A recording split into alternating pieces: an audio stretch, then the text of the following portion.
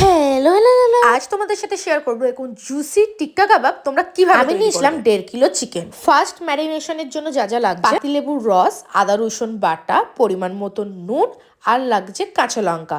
এগুলো কিন্তু প্রথম পর্যায়ে 15 মিনিটের জন্য একসাথে মিক্সড করে মাখিয়ে রাখতে হবে। আর অপরদিকে আমি রেডি করে নেবো সেকেন্ড ম্যারিনেশনের জন্য যা যা লাগবে। একটা কড়াইয়ে সর্ষের তেল দিয়ে দিতে হবে 1 চামচের মতন বেসন। অপর একটি পাত্রে এখানেও নিয়ে নিতে হবে সর্ষের তেল। টিক্কা কাবাব বানানোর জন্য আমি এখানে কোনো ফুড কালার ইউজ করছি না, এর মধ্যেই কাশ্মীরি লাল লঙ্কার গুঁড়ো মিক্সড করে নিলেই হয়ে যাবে। তারপর কি ফার্স্ট পর্যায়ে যেগুলো আমরা ম্যারিনেশন করেছিলাম সেগুলো ওর মধ্যে দিয়ে ভালো করে মিক্সড করে নিতে হবে। যেহেতু 1.5 কিলো চিকেন ছিল তাই এখানে আমি দই দিয়েছি 100 গ্রাম। কাসুরি মেথি কিন্তু অবশ্যই লাগবে। আর লাগছে 1 চামচ করে ধনে গুঁড়ো আর জিরে গুঁড়ো। সর্ষের তেলের সাথে বেসন দিয়ে ভুনা বেসনটা কিন্তু আগে থেকে আমি রেডি করে রেখেছিলাম, এটাও 1 চামচ দিয়ে দিলাম। তোমরা ভুনা বেসনটা 1 মাসের মতন ফ্রিজে স্টোর করে রাখতে পারবে। কাবাবের মধ্যে স্মোকি ফ্লেভার আনার জন্য কিন্তু এই স্টেপটাকে কোনো রকম মিস করলে হবে না। এদিকে কাবাব রেডি হতে তোমরা ঝটপট করে বলে ফেলো আমার ভিডিওগুলো তোমাদের কেমন লাগে। তোমরা যদি এরকম সুন্দর সুন্দর রেসিপি আরো দেখতে চাও অবশ্যই কিন্তু কমেন্ট বক্সে কমেন্ট করে জানাতে হবে। এই দেখো কাবাবটা কতটা জুসি আর ভেতর থেকে কতটা প্রপারলি। অবশ্যই ভিডিওটা ভালো লাগলে লাইক কমেন্ট শেয়ার ফলো করো। টাটা, দেখা হচ্ছে নেক্সট ভিডিও।